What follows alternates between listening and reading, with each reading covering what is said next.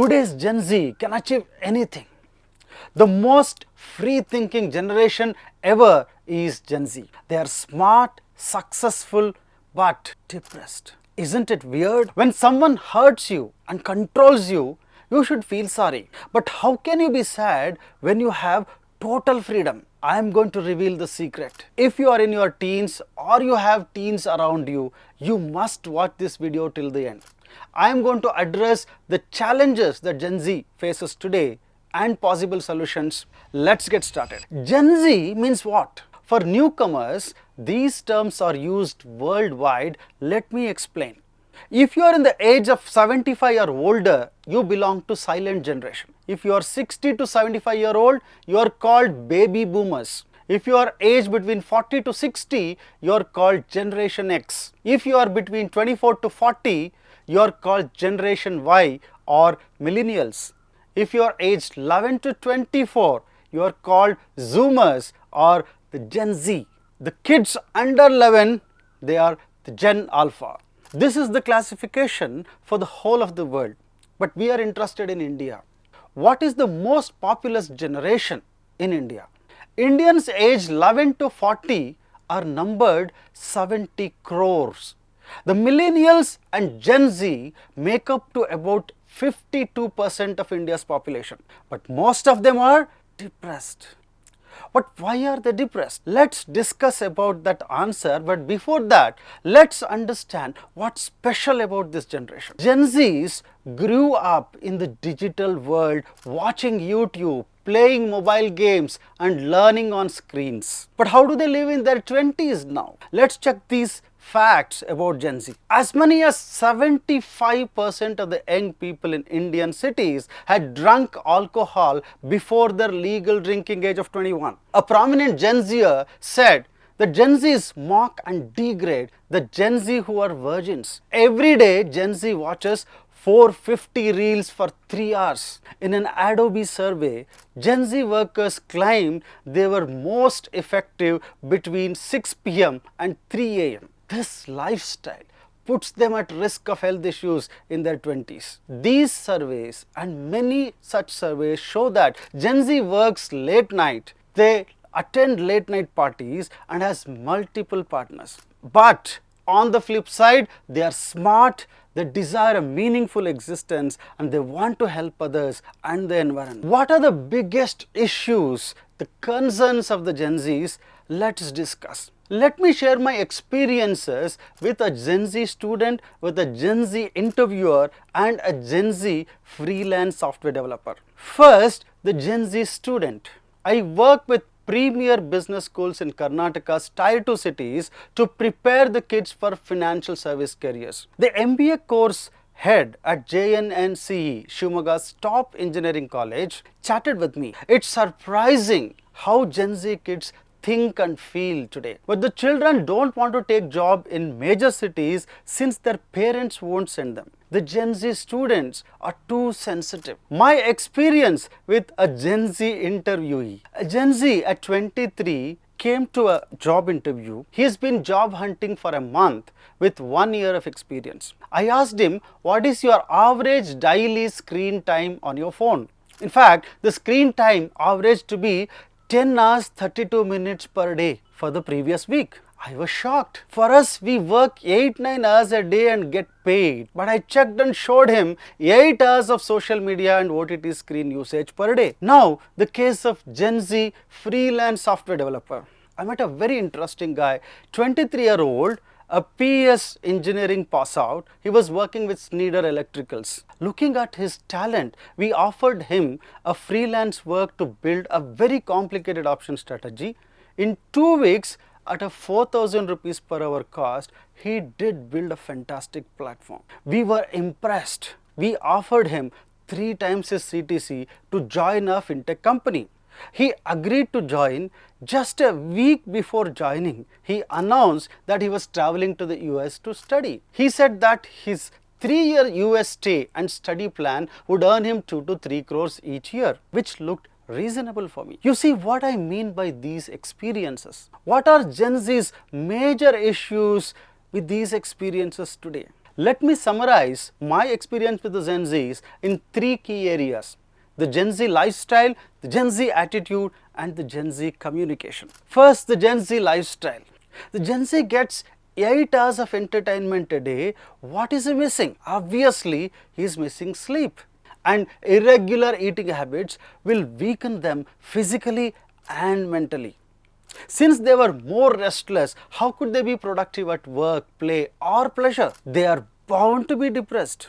The Gen Z attitude. What is Gen Z mindset today? They're lacking commitment, be it for the family or for the employer. There is no commitment. They just want to make more money to live lavishly. They're more transactional than relational. We have never seen a more autonomous, self-interested, but yet honest generation like this Gen Z. However, they are extraordinarily skilled. The Gen Z communication barrier. Communication should promote trust, love, and camaraderie, not divide people. Let's discuss the Gen Z communication barrier under two headings: the misuse of language and abuse of language. The misuse of language. I have seen that Gen Z has shallow language skills and they use current terminologies that is difficult to comprehend. For example, I had to research the meaning of the terms like LOL, lol.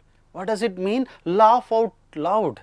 ROFL, roll over on the floor laughing. These are used in WhatsApp discussions. For instance, if a Gen Z may say, "Hey, that guy is too salty." What does he mean? He actually means that guy is jealous. These elements are integrated into shorts, reels, creating a trendy appeal. But how are they doing? Are they doing well? The use of pseudo communication with pseudo friends in a pseudo world creates a communication boundaries, and it disconnects the individual from the genuine language and knowledge. Now, coming to the abuse of the language. Gen Z's usage of the foul language, such as the F word, is my another major concern. I happened to see a YouTube channel from a Zerodha founder titled WTF. I was wondering, what is this WTF? When I googled it, I found what the F word was. I was shocked. Of course, they argue that it targets the Gen Z, which catches their attention. Let me tell you, these words, the foul words, are there everywhere, in every language, not just in English. I am 48-year-old, I belong to Generation X. Let me tell you, all through my life, I have never used a bad word in any language. In fact, I was in sales managing large teams reporting to me. In spite of that, I never used a bad word. Back in our days, only uneducated slum dwellers use such nasty language. For an educated person to use such words was always looked down upon. Today, science has proved that words are very powerful. Even in ignorance, your words have a big impact on your thinking. I'll discuss that vast issue in another video separately.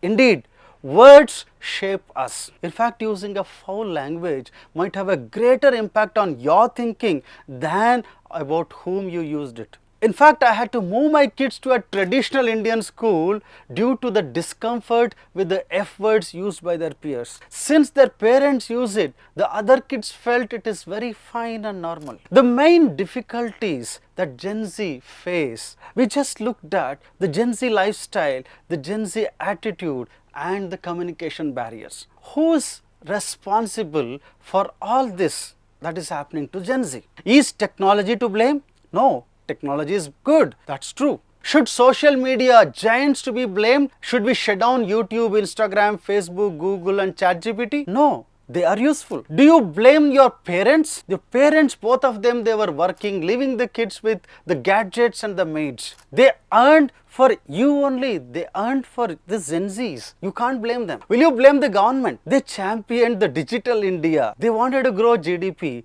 and governance via technology. You don't blame anybody. What is the fundamental reason for the Gen Z issues? Let me dwell into this. Once restricted to reels, shorts and memes, the new entertainment often became a social standard. Watching plenty of videos on a daily basis from young Korean, Chinese, American, European and Asian content makers, we went on to emulate their dress, food, music, transportation, including what bikes and cars they drove. We imagined eating, dressing, singing and dancing like them while watching these videos. TV and smartphone screens have reflected our home design, furnishings, interiors, apparel and food. We previously bought things based on the market value or its utility value. Today, we don't buy things just for that, but today anything we buy is for prestige, for our social standing. When buying a car, you earlier considered mileage and its usage. Now, your car defines you. A respectable mid-size car is must for you. People buy 6-seater SUV even though they live alone as a couple. Not just car, we think of our status in everything that we buy, be it what we wear, what we eat, what we drink and what we see. It is the social impression, not necessities and usage, that drive our buying decisions these days. This lifestyle is very expensive. You must be earning a lot of money to achieve that. The stress and money increase together. The more money needs, increase your stress at work. Your needs can be met, but not your wants. We want to upgrade everything, be it cars, jobs, furnitures, our kids' schooling and our appearances. Everything is widespread and it is expensive to upgrade quite often. To earn more money, you are moving away from the family and living alone. The family members' emotions are also strained. The lack of harmony in ideas and communication undermines the trust. Small issues cause big ego problems, heated discussions and creates major fights. Even minor mistakes seem like blunders when you are under stress. What caused all these things? Since the phone displays showed you trendy, youthful and gorgeous ones, you want to be that way no matter what your age or income is. You want to make more money